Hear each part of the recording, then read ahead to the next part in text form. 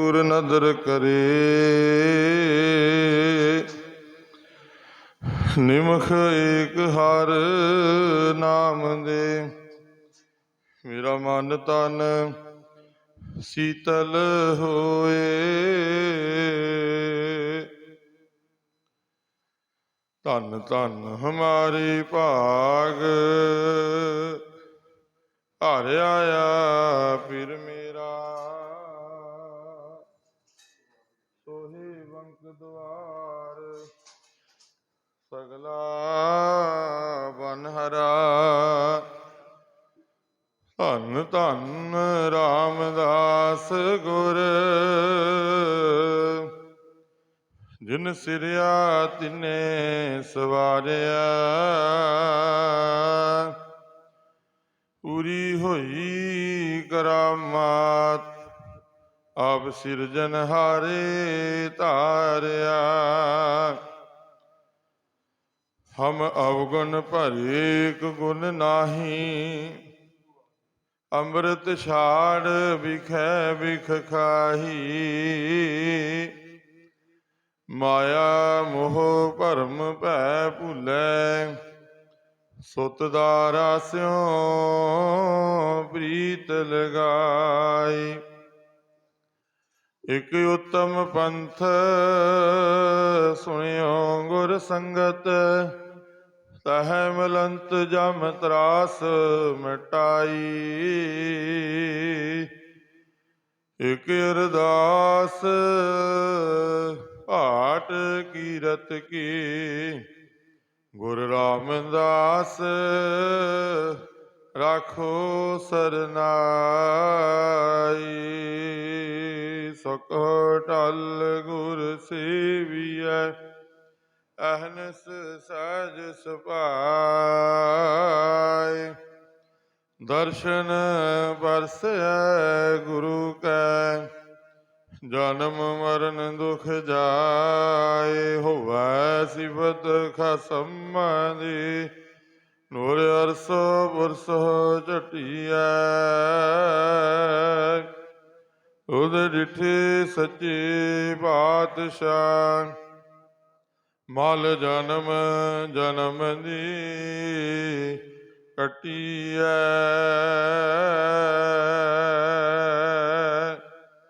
वाहिगुरु जीओ।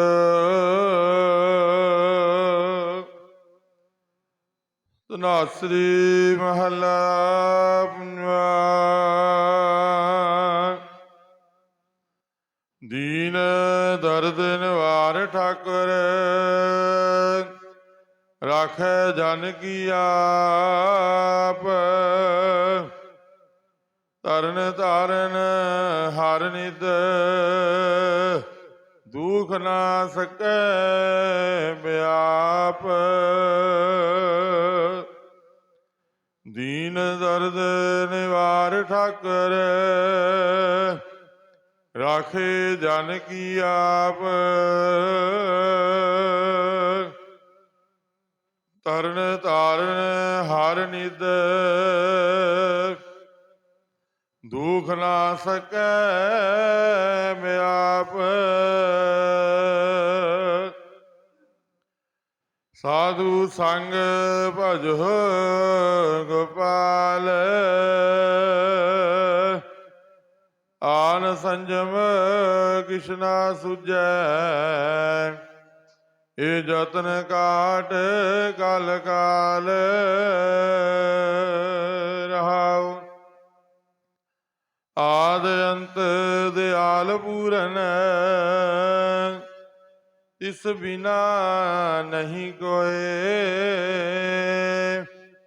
जन्म मरण निवार हर जप, सिमर स्वामी सोए। वेद सिमरत कथे सासत, भगत कर है विचार। मुकत पाइयै साध संगत, बिनस जाए आधार। चरण कमल धार जन का, रास पूंजी एक। ਤਾਨ ਮਾਨ ਦੀਵਾਨ ਸਾਚਾ, ਨਾਨਕ ਕੀ ਪ੍ਰਭ ਟੇਕ। ਚਰਨ ਕਮਲ ਧਾਰ ਜਨ ਕਾ, ਰਾਸ ਪੂੰਜੀ ਏਕ। ਤਾਨ ਮਾਨ ਦੀਵਾਨ ਸਾਚਾ, ਨਾਨਕ ਕੀ ਪ੍ਰਭ ਟੇਕ।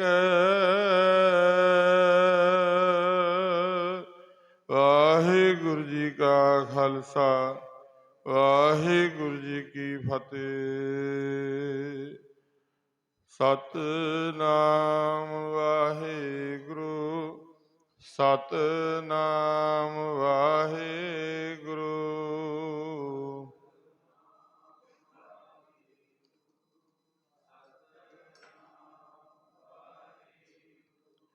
ਸਤਿਨਾਮ ਵਾਹਿਗੁਰੂ, ਸਤਿਨਾਮ ਵਾਹਿਗੁਰੂ।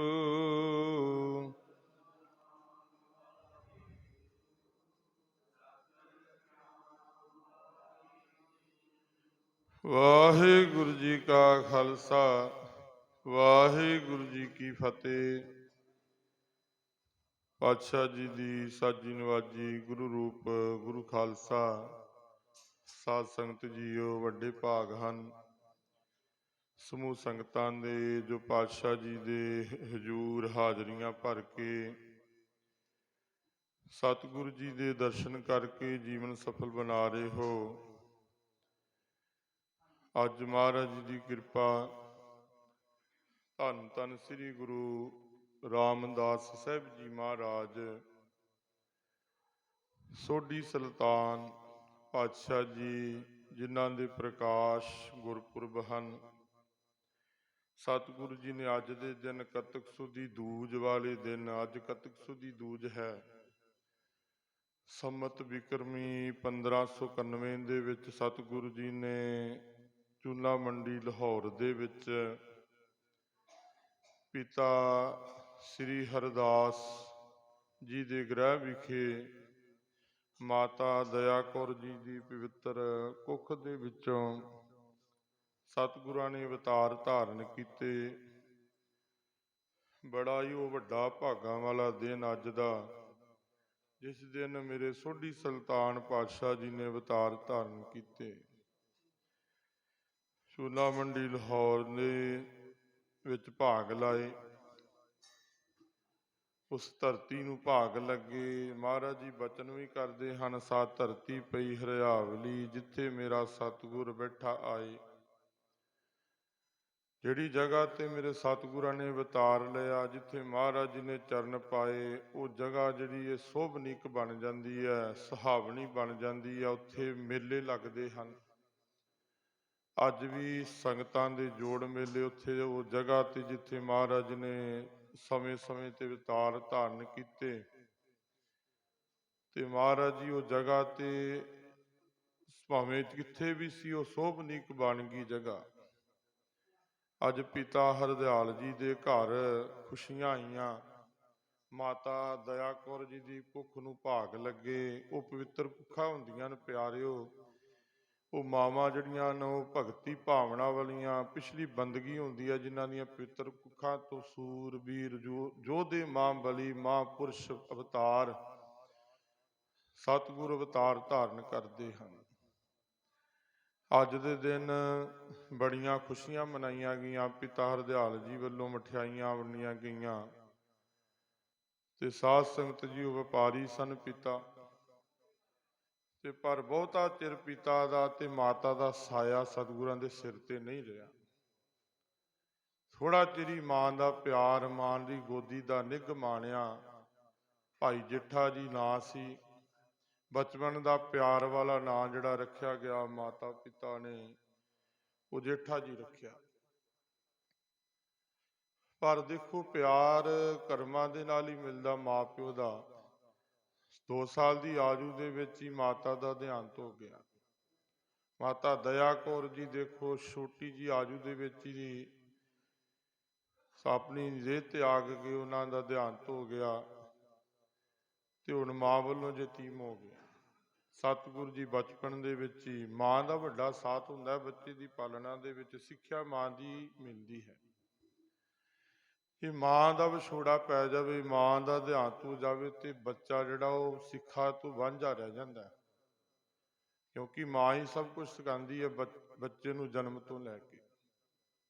ਤੇ ਮਾਂ ਦੀ ਸਿੱਖਿਆ ਦੇ ਨਾਲ ਹੀ ਉਹਦਾ ਜਿਹੜਾ ਪੰਥ ਹੈ ਨਾ, ਰਿਸ਼ਤਾ ਅੱਗੇ ਚੇਂਜ ਹੁੰਦਾ ਹੈ, ਜਿਵੇਂ ਦੀ ਸਿੱਖਿਆ ਹੁੰਦੀ ਹੈ ਮਾਂ ਪਿਓ ਦੀ।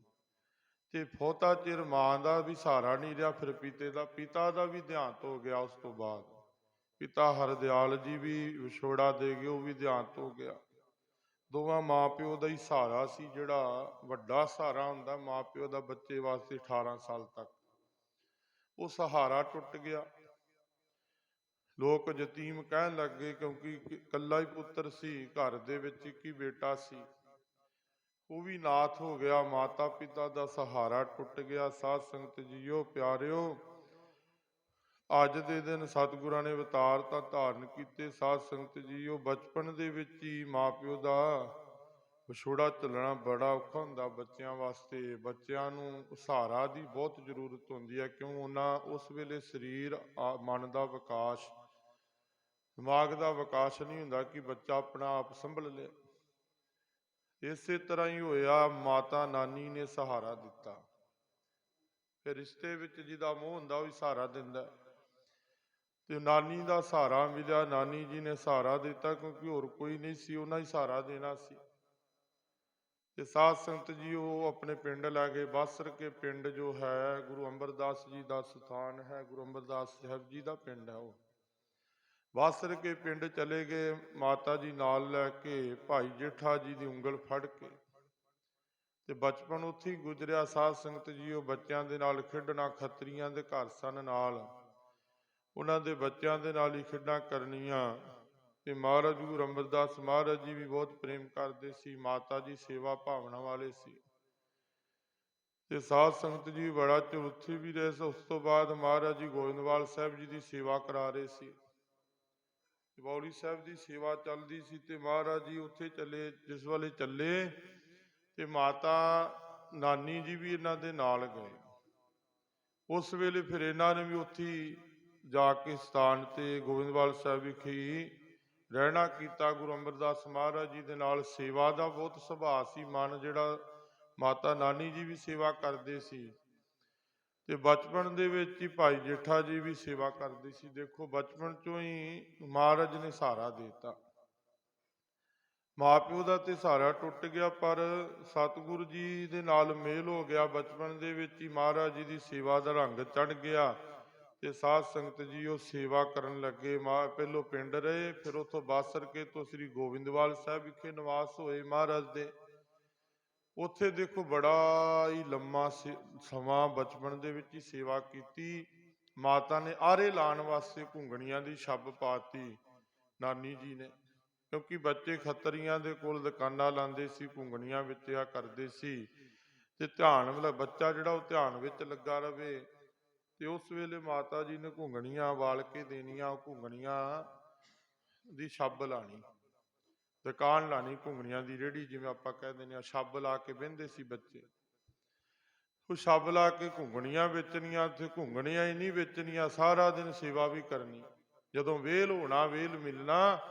ਬਚਪਨ ਦੇ ਦੇਖੋ ਛੋਟੇ ਛੋਟੇ ਹੱਥ ਪੈਰ ਭਾਈ ਜੇਠਾ ਜੀ ਦੇ ਬਚਪਨ ਦੇ ਵਿੱਚ ਹੀ ਉਹ ਸੇਵਾ ਦੇ ਵਿੱਚ ਚਲੇ ਜਾਂਦੇ। ਗੋਇੰਦਵਾਲ ਸਾਹਿਬ ਸਾਰਾ ਦਿਨ ਸੇਵਾ ਕਰਦੇ ਰਹਿਣਾ ਚਾਅ ਦੇ ਨਾਲ, ਕਿਉਂਕਿ ਬਚਪਨ ਵਿੱਚ ਚਾਅ ਹੁੰਦਾ ਸੇਵਾ ਦਾ, ਤੇ ਚਾਅ ਸੀ ਬਹੁਤ ਸੇਵਾ ਦਾ, ਮਨ ਦੇ ਵਿੱਚ ਮੋਹ ਸੀ, ਪਿਆਰ ਸੀ। ਉਹ ਸੇਵਾ ਕਰਦੇ ਕਰਦੇ ਪਤਾ ਹੀ ਨਹੀਂ ਲੱਗਾ ਕਦੋਂ ਜਵਾਨ ਹੁੰਦੇ ਗਏ। ਭਾਈ ਜੇਠਾ ਜੀ ਵੱਡੇ ਹੋ ਗਏ, ਆਜੂ ਵੱਧਦੀ ਗਈ। ਸਾਧ ਸੰਗਤ ਜੀਓ, ਤੇ ਮਗਨ ਰਹੇ, ਸੇਵਾ ਦਾ ਰੰਗ ਚੜ੍ਹਦਾ ਰਿਹਾ। ਭਾਂਡਾ ਮਾਂਜਿਆ ਗਿਆ, ਮਨ ਰੂਪੀ ਬਰਤਨ ਐਸਾ ਮਾਂਜਿਆ। ਤੇ ਸਾਧ ਸੰਗਤ ਜੀਓ, ਗੁਰੂ ਘਰ ਦੀ ਸੇਵਾ ਵਿੱਚ ਹੀ ਮਨ ਨਿਰਾਲਾ ਹੋ ਗਿਆ, ਮਨ ਨੂੰ ਰੰਗ ਚੜ੍ਹ ਗਿਆ। ਮਨ ਆਤਮਾ ਇੰਨੀ ਨਿਰਮਲ ਹੋ ਗਈ ਪਾਤਸ਼ਾਹ ਜੀ ਦੀ। ਤੇ ਗੁਰੂ ਅਮਰਦਾਸ ਜੀ ਦੀ ਮਹਾਰਾਜ ਦੇ ਦਰ ਦੀ ਸੇਵਾ ਸੰਭਾਲ ਕਰਦੇ ਰਹੇ। ਮਹਾਰਾਜ ਨੂੰ ਹੱਥੀ ਇਸ਼ਨਾਨ ਕਰਾਉਂਦੇ ਰਹੇ, ਜਿਵੇਂ ਗੁਰੂ ਅਮਰਦਾਸ ਜੀ ਕਰਦੇ ਸੀ। ਪਹਿਲੋਂ 12 ਸਾਲ ਉਹਨਾਂ ਨੇ ਗਾਗਰ ਢੋਈ। 60 ਸਾਲ ਦੀ ਆਜੂ ਦੇ ਵਿੱਚ, ਵਡੇਪੇ ਦੇ ਵਿੱਚ ਉਹਨਾਂ ਨੇ ਗਾਗਰ ਢੋਈ, ਨੰਗੇ ਪੈਰ ਨੰਗੇ ਪੈਰ 12 ਸਾਲ ਉਹ ਜਾ ਕੇ ਬਿਆਸ ਤੋਂ ਜਲ ਭਰਦੇ ਰਹੇ। ਹਜੇ ਵੀ ਉਹ ਗਾਗਰ ਪਈ ਹੈ, ਪਿੱਤਲ ਦੀ ਗਾਗਰ ਸੀ ਜਿਹੜੀ ਮਹਾਰਾਜ ਜੀ ਮੋਢੇ ਤੇ ਰੱਖ ਕੇ ਲਿਜਾਂਦੇ ਸੀ ਤੇ ਪੁੱਠੇ ਪੈਰੀ ਜਾਂਦੇ ਸੀ। ਦੇਖੋ, ਪੁੱਠੇ ਪੈਰੀ ਤੁਰਨਾ, ਜਿੱਥੋਂ ਤੱਕ ਨਿਗਾਹ ਰਹਿਣੀ ਨਾ ਮਹਾਰਾਜ ਜੀ ਦਿਖਦੇ ਹਨ, ਉੱਥੋਂ ਤੱਕ ਪੁੱਠੇ ਪੈਰੀ ਜਾਣਾ ਮਹਾਰਾਜ ਨੇ। ਵਡੇਪੇ 'ਚ ਸਿੱਧੇ ਪੈਰ ਨਹੀਂ ਤੁਰਿਆ ਜਾਂਦਾ ਆਪਣੇ ਤੋਂ। ਦੇਖੋ, ਮਹਾਰਾਜ ਜੀ ਪੁੱਠੇ ਪੈਰ ਜਾਂਦੇ ਸੀ ਕਿ ਮਹਾਰਾਜ ਨੂੰ ਪਿੱਛਾ ਨਾ ਹੋ ਜੇ, ਕੰਡ ਨਾ ਹੋ ਜੇ ਸਤਿਗੁਰਾਂ ਵੱਲ। ਤੇ ਜਿੱਥੋਂ ਦਿਖਣਾ ਬੰਦ ਹੋਣਾ, ਉੱਥੋਂ ਜਾ ਕੇ ਸਿੱਧਾ ਪੈਰ ਕਰਨਾ ਮਹਾਰਾਜ ਨੇ। ਤੇ ਉੱਥੇ ਵੀ ਗੁਰਦੁਆਰਾ ਸੁਭਾਏਮਾਨ ਹੈ ਜਿੱਥੋਂ ਤੱਕ ਮਹਾਰਾਜ ਜੀ ਪੁੱਠੇ ਪੈਰ ਚੱਲਦੇ ਸੀ। ਸਾਧ ਸੰਗਤ ਜੀ, ਉਦੋਂ ਕੋਈ ਐਵੇਂ ਦਾ ਸਮਾਂ ਨਹੀਂ ਸੀ। ਉਦੋਂ ਜੰਗਲੀ ਰਸਤੇ ਸੀ, ਰਸਤੇ 'ਚ ਝਾੜੀਆਂ, ਜੰਗਲ, ਤੇ ਮਹਾਰਾਜ ਜੀ ਕੰਡਿਆਂ ਦੀ ਸਿੱਝਾ ਤੋਂ ਚੱਲਦੇ ਰਹੇ। ਮਹਾਰਾਜ ਜੀ ਦੇ ਪੈਰਾਂ ਵਿੱਚ ਪਾੜ ਪੈ ਗਏ। ਗੁਰੂ ਅਮਰਦਾਸ ਜੀ ਦੇ ਪੈਰਾਂ 'ਚ ਲੋਹ ਵਗਿਆ ਕਰਦਾ ਸੀ। ਨੰਗੇ ਪੈਰ ਠਿੱਡੇ ਵੱਜਣੇ, ਠਿੱਡਾ ਵੱਜਿਆ ਸੀ ਨਾ ਜਲਾਏ ਦੀ ਖੱਡੀ ਤੇ ਕਹਿੰਦੇ ਸੀ ਅੰਬਰੂ ਨਥਾਵਾਂ ਜਾ ਰਿਹਾ। ਜਲਾਈ ਨੇ ਕਹਿਤਾ ਕਿ ਅੰਬਰੂ ਨਥਾਵਾਂ ਜਾ ਰਿਹਾ, ਹੋਰ ਕੌਣ ਹੋਣਾ। ਤੇ ਮਹਾਰਾਜ ਜੀ ਦੇ ਚਾਣਕ ਚਾਕੀ ਮੂੰਹ ਦੇ ਵਿੱਚੋਂ ਵਿਜਿਬਾ ਤੋਂ ਬੋਲ ਬੋਲੇ ਗਏ, ਕਹਿੰਦੇ ਚੱਲੀਏ, ਮੈਂ ਨਥਾਵਾਂ ਨਹੀਂ, ਮੈਂ ਤਾਂ ਆਪਣੇ ਗੁਰੂ ਵਾਲ ਆਵਾਂ। ਪਹਿਲੋਂ ਭਾਵੇਂ ਨਥਾਵਾਂ ਸੀ, ਮੇਰਾ ਤਾਂ ਸੱਚਾ ਗੁਰੂ ਹੈ, ਸੱਚਾ ਮਾਲਕ ਹੈ। ਇੰਨੀ ਗੱਲ ਜੇਬਾਂ ਤੋਂ ਨਿਕਲੀ, ਨਾਲ ਹੀ ਝੱਲੀ ਹੋ ਗਈ ਸੀ ਉਹ, ਨਾਲ ਹੀ ਉਹ ਬੀਬੀ ਝੱਲੀ ਹੋ ਗਈ। ਉਸੇ ਵੇਲੇ ਝੱਲ ਪੈ ਗਿਆ ਉਹ ਬੀਬੀ ਨੂੰ। ਇੰਨੀ ਸ਼ਕਤੀ ਦੇ ਮਾਲਕ ਵੀ ਸਨ ਤੇ ਫਿਰ ਵੀ ਉਹਨਾਂ ਨੇ ਮੋਢਿਆਂ ਤੇ ਗਾਗਰ ਹੀ ਰੱਖੀ। ਸੇਵਾ ਹੀ ਸੇਵਾਦਾਰੀ ਖਵਾਉਂਦੇ ਰਹੇ। ਉਹਨੇ ਆਪਣੇ ਆਪ ਨੂੰ ਉਹਨਾਂ ਨੇ ਸ਼ਕਤੀਸ਼ਾਲੀ ਥੋੜਾ ਸਮਝਿਆ। ਰਸਨਾ ਤੇ ਮਹਾਰਾਜ ਦਾ ਵਾਸ ਵੀ ਹੋ ਗਿਆ। ਕੋਈ ਬਚਨ ਦੁਰ ਨਹੀਂ ਸੀ ਜਾਂਦਾ, ਖਾਲੀ ਨਹੀਂ ਸੀ ਜਾਂਦਾ। ਤੇ ਫਿਰ ਵੀ ਉਹਨਾਂ ਨੇ ਇੰਨਾ ਲੰਬੇਰਾ ਸਮਾਂ ਸੇਵਾ ਕੀਤੀ, ਫਿਰ ਕਿਤੇ ਗੁਰਤਾ ਗੱਦੀ ਦੇ ਵਾਰਸ ਬਣੇ। ਇਸੇ ਤਰੀ ਭਾਈ ਜੇਠਾ ਜੀ ਭਾਵੇਂ ਯਤੀਮ ਕਿਹਾ ਲੋਕਾਂ ਨੇ, ਕਿਹਾ ਇਹਨਾਂ ਨੂੰ ਮੱਥੇ ਨਾ ਲਾਓ, ਬਚਪਨ ਦੇ ਵਿੱਚ ਰੋੜੇ ਮਾਰੇ, ਧੱਕੇ ਮਾਰੇ। ਲੋਕਾਂ ਨੇ ਕਿਹਾ ਇਹਨਾਂ ਦੇ ਮਾਤਾ ਪਿਤਾ ਬਚਪਨ 'ਚ ਹੀ ਮਰ ਗਏ, ਤਾਂ ਲਕਲਹਿਣਾ ਬੱਚਾ। ਆਮ ਬੀਬੀਆਂ ਉਦੋਂ ਕਿਹਾ ਕਰਦੀਆਂ ਸੀ ਇਹਨੂੰ ਮੱਥੇ ਨਾ ਲਾਓ। ਤੇ ਕਿੱਥੇ ਲੋਕ ਐਵੇਂ ਦੇ ਫਟਕਾਰਾ ਪਾਉਂਦੇ ਹਨ ਬੋਲ, ਤੇ ਕਿੱਥੇ ਅੱਜ ਦੁਨੀਆ ਦੇ ਮਾਲਕ ਬਣ ਗਏ। ਭਾਈ ਜੇਠਾ ਜੀ ਇੰਨੀ ਲੰਬੀ ਸੇਵਾ ਕੀਤੀ ਤੇ ਬੀਬੀ ਭਾਨੀ ਜੀ ਦੇ ਨਾਲ ਜਾ ਕੇ ਜਲ ਭਰਦੇ ਰਹੇ। ਮਹਾਰਾਜ ਦੇ ਸਪੁੱਤਰੀ ਗੁਰੂ ਅਮਰਦਾਸ ਮਹਾਰਾਜ ਜੀ ਦੇ ਬੜੀ ਸੇਵਾ ਕਰਦੇ ਸੀ। ਉਹ ਵੀ ਛੋਟੀ ਬੇਟੀ ਸਨ, ਸਪੁੱਤਰੀ ਸਨ, ਬੜੇ ਚਾਅ ਦੇ ਨਾਲ ਉਹਨਾਂ ਵੀ ਸੇਵਾ ਕਰਨੀ, ਮਨ ਦੇ ਵਿੱਚ ਨਾ ਪਿਆਰ। ਉਧਰੋਂ ਭਾਈ ਜੇਠਾ ਜੀ ਨੇ ਗਾਗਰ ਚੁੱਕ ਲੈਣੀ, ਜਲ ਭਰ ਕੇ ਲਿਆਉਣੇ ਬਿਆਸ ਤੋਂ। ਉਹਨੇ ਉਸੇ ਜਲ ਦੇ ਨਾਲ ਲੰਗਰ ਤਿਆਰ ਹੁੰਦੇ ਸੀ, ਸੰਗਤਾਂ ਨਾਲ ਜਾਇਆ ਕਰਦੀਆਂ ਸੀ। ਹੁਣ ਤਾਂ ਦੇਖੋ ਸੌਖਾ ਸਮਾਂ ਹੈ, ਆਪਣੇ ਕੋਲ ਬੜਾ ਵੱਡਾ ਸਾਧਨ ਹੈ ਜਲ ਭਰਨ ਦਾ। ਉਦੋਂ ਕੋਈ ਸਾਧਨ ਥੋੜਾ ਸਨ। ਬਿਆਸ ਤੋਂ, ਦਰਿਆਵਾਂ ਤੋਂ, ਜੋ ਨਦੀਆਂ ਤੋਂ ਜਲ ਭਰਦੇ ਸੀ, ਜਾਂ ਖੂਹ ਹੁੰਦੇ ਸੀ ਵਿਰਲੇ ਵਿਰਲੇ ਪਿੰਡਾਂ ਦੇ ਵਿੱਚ, ਉੱਥੋਂ ਜਲ ਸਾਰਾ ਪਿੰਡ ਭਰਦਾ ਸੀ। ਤੇ ਉਸ ਜਲ ਦੇ ਨਾਲ ਹੀ ਗੋਬਿੰਦਵਾਲ ਸਾਹਿਬ ਵਿਖੇ ਸਾਰੀ ਕਾਰ ਹੁੰਦੀ ਸੀ। ਸਾਰੇ ਦਿਨ ਦਾ ਜਲ, ਜਿਹੜਾ ਸਾਰੇ ਦਿਨ ਦਾ ਪ੍ਰਸ਼ਾਦਾ ਲੰਗਰ ਪੱਕਦਾ ਸੀ, ਉਹੀ ਜਲ ਵਰਤਿਆ ਜਾਂਦਾ ਸੀ।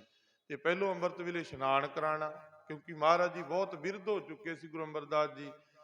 ਉਹਨਾਂ ਦੀ ਪੀੜੀ ਡਾ ਕੇ ਦੇਣੀ, ਪੀੜੀ ਦੇ ਉੱਤੇ ਬਿਠਾ ਕੇ ਮਾਤਾ ਬੀਬੀ ਜੀ ਨੇ, ਬੀਬੀ ਭਾਨੀ ਜੀ ਨੇ, ਉਹਨਾਂ ਦੇ ਸਪੁੱਤਰੀ ਨੇ ਇਸ਼ਨਾਨ ਕਰਾਉਣਾ। ਭਾਈ ਜੇਠਾ ਜੀ ਨੇ ਜਲ ਨਾਲ ਪਾਣਾ, ਉਹਨਾਂ ਨੇ ਰਲ ਕੇ ਇਸ਼ਨਾਨ ਕਰਨਾ। ਦੇਖੋ ਕਿੰਨਾ ਵੱਡੀ ਸੇਵਾ ਸੀ ਉਹ, ਕਿੰਨਾ ਵੱਡੀ ਸੇਵਾ ਇਸ਼ਨਾਨ ਕਰਾਉਣ ਦੀ ਆਪਣੇ ਹੱਥੀ ਕਰਦੇ ਰਹੇ। ਤੇ ਇੰਨਾ ਪਿਆਰ ਆ ਗਿਆ ਮਹਾਰਾਜ ਜੀ ਦੇ, ਗੁਰੂ ਅਮਰਦਾਸ ਜੀ ਦੇ ਹਿਰਦੇ ਦੇ ਵਿੱਚ, ਕਹਿੰਦੇ ਇੰਨੀ ਵੱਡੀ ਸੇਵਾ। ਖੁਸ਼ ਹੋ ਗਏ ਮਹਾਰਾਜ ਜੀ। ਗੁਰੂ ਅਮਰਦਾਸ ਜੀ ਆਪਣੀ ਆਜੂ ਵੀ ਉਹਨਾਂ ਨੂੰ ਬਖਸ਼ਤੀ ਸੀ। ਮਹਾਰਾਜ ਜੀ ਦੀ ਆਜੂ ਕੁਝ 47 ਕੁ ਸਾਲ ਹੋਈ ਪਾਤਸ਼ਾਹ ਜੀ ਦੀ। ਗੁਰੂ ਰਾਮਦਾਸ 40 ਸਾਲ ਦੀ ਆਜੂ ਵਿੱਚ ਉਹਨਾਂ ਦੀ ਆਜੂ ਖਤਮ ਹੋ ਚੁੱਕੀ ਸੀ ਮਹਾਰਾਜ ਦੀ।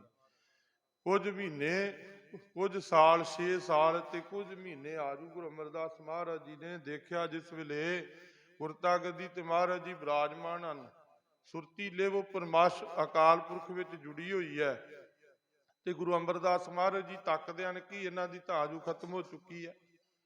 ਕੁਝ ਹਫ਼ਤਾ ਕੁ ਆਜੂ ਮਹਾਰਾਜ ਦੀ ਬਾਕੀ ਵਿੱਚ ਸੀ ਗੁਰੂ ਰਾਮਦਾਸ ਜੀ ਭਾਈ ਜੇਠਾ ਜੀ ਦੀ। ਤੇ ਮਹਾਰਾਜ ਜੀ ਕਹਿੰਦੇ ਅਸੀਂ ਬਚਨ ਕਰ ਚੁੱਕੇ ਹਾਂ ਕਿ ਇਹਨਾਂ ਨੂੰ ਗੁਰਤਾ ਗੱਦੀ ਦੇ ਵਾਰਸ ਬਣਾਉਣਾ। ਤੇ ਉਸ ਵੇਲੇ ਮਹਾਰਾਜ ਜੀ ਦੇ ਬੇਟੀ ਸਪੁੱਤਰੀ ਬੀਬੀ ਭਾਨੀ ਜੀ ਅੱਗੇ ਬੈਠੇ ਹੋਣ ਹੱਥ ਜੋੜ ਕੇ।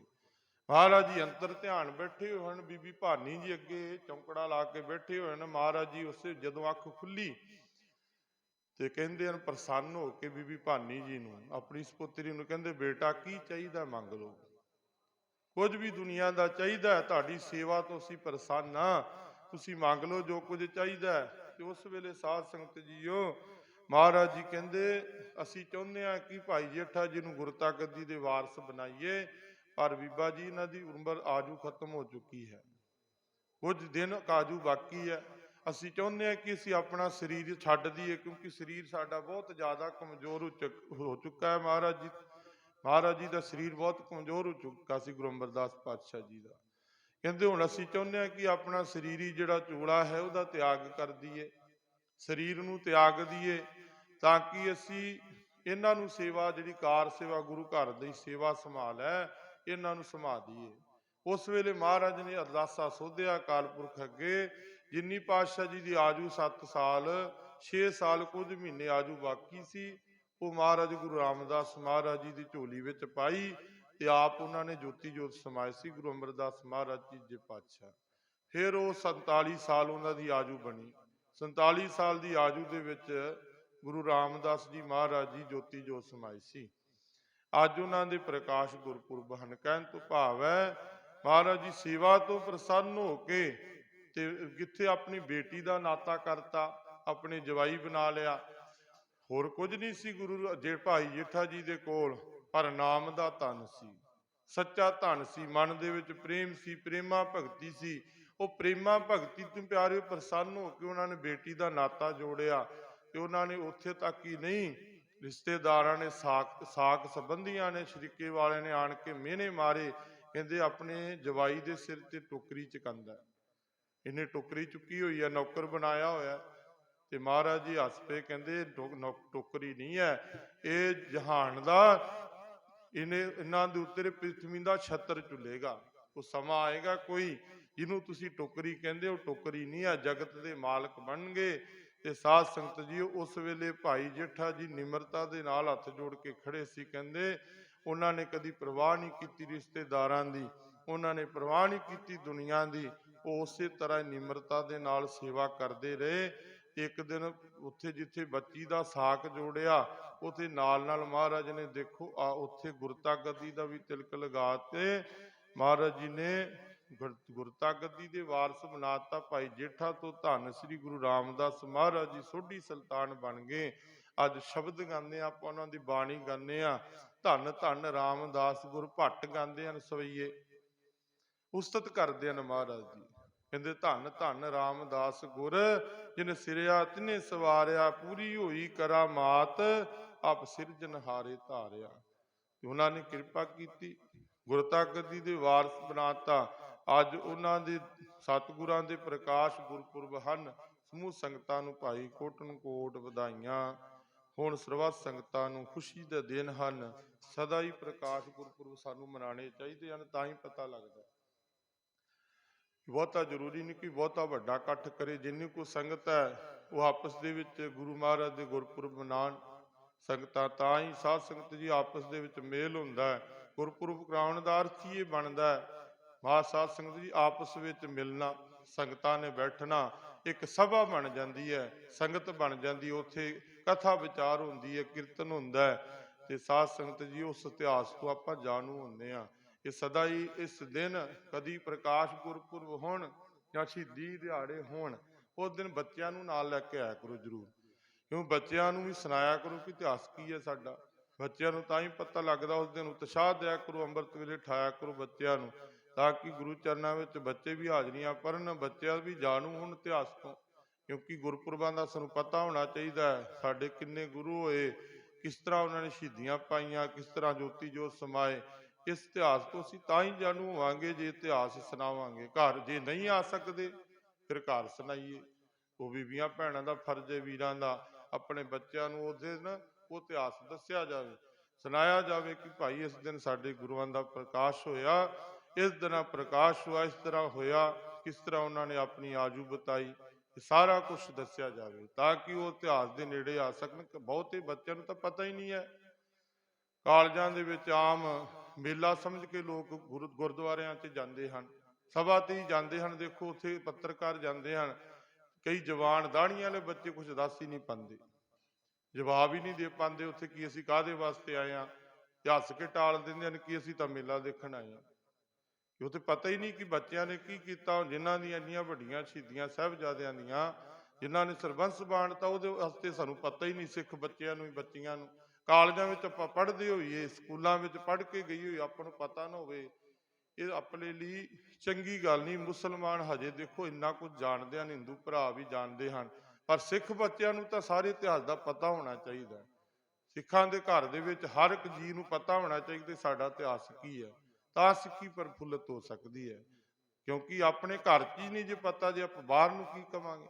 ਦੂਸਰਿਆਂ ਨੂੰ ਨਹੀਂ ਆਪਾਂ ਕਹਿ ਸਕਦੇ। ਜੇ ਆਪਣੇ ਘਰ ਵਿੱਚ ਪਰਿਵਾਰ ਵਿੱਚ ਪਤਾ ਹੋਵੇ ਸਿੱਖੀ, ਆਪਣੀ ਸਿੱਖੀ ਸਿੱਖ ਕਹਿੰਦੇ ਆ, ਸਿੱਖੀ ਦਾ ਨਾਮ ਹੀ ਸਿੱਖਣਾ ਹੈ।